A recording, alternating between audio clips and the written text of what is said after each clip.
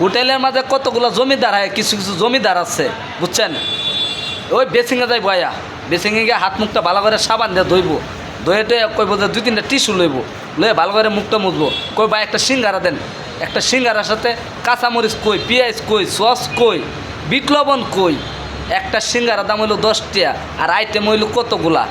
হোটেলের ব্যবসা আর হইলো শুনতে খারাপ লাগে, তাও কোয়া লাগে। কাঙ্কির ব্যবসা তো হোটেলের ব্যবসা আরও খারাপ হয়ে গেছে এখন।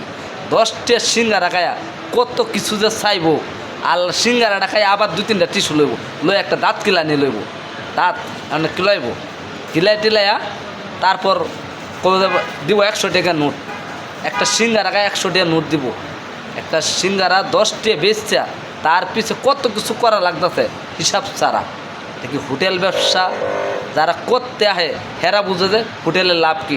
মানুষে মনে করে আহামরি হোটেলের লাভ।